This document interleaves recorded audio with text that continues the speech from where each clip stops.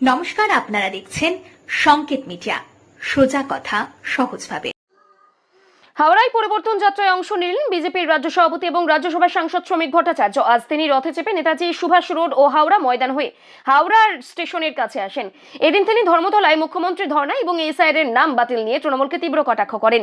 তিনি বলেন, মুখ্যমন্ত্রী এই ধর্ণায় বসতেই পারেন। তিনি চান অনুপ্রবেশকারী এবং রোহিঙ্গাদের নাম ভোটার তালিকায় থাকুক, তবে আমরাও এসআইআর এর ছাড়া ভোটে অংশ নেব না। চূড়ান্ত তালিকা প্রকাশের পর দেখা গেছে 60 লক্ষ নাম বিবেচনাধীন আছে। বাম এবং কংগ্রেস এই বিবেচনাধীন নাম ফয়সালা না হওয়া পর্যন্ত ভোট চাইছে না। এ ব্যাপারে বিজেপির রাজ্য সভাপতি বলে, ভিন্ন রাজনৈতিক দলের বিভিন্ন স্ট্যান্ড আছে, তবে নির্বাচন কমিশন সঠিক পদক্ষেপের মাধ্যমে স্বচ্ছ ভোটার তালিকা তৈরি করবে।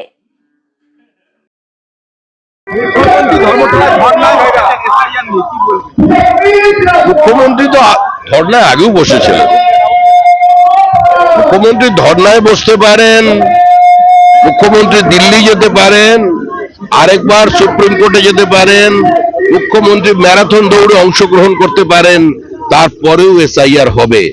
No SIR no vote.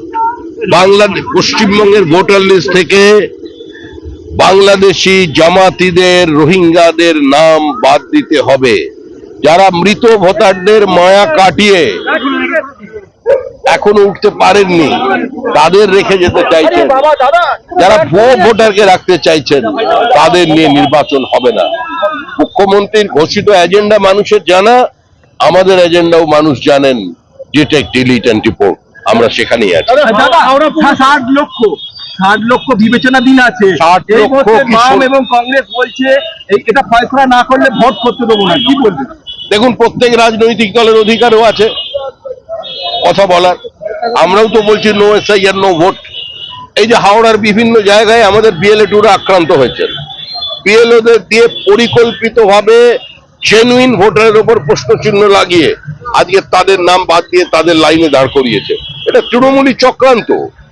সুতরাং আমরাও বলছি, আমাদের ফর্ম 7, আমাদের অভিযোগ যা ছিল সেগুলোকে অ্যাড্রেস করতে হবে, তার শুনানি করতে হবে। তাছাড়া আমরা নির্বাচনে অংশগ্রহণ করব না। মাঝপথে এসআইআর বন্ধ করে দেওয়া যাবে না। No SIR no vote.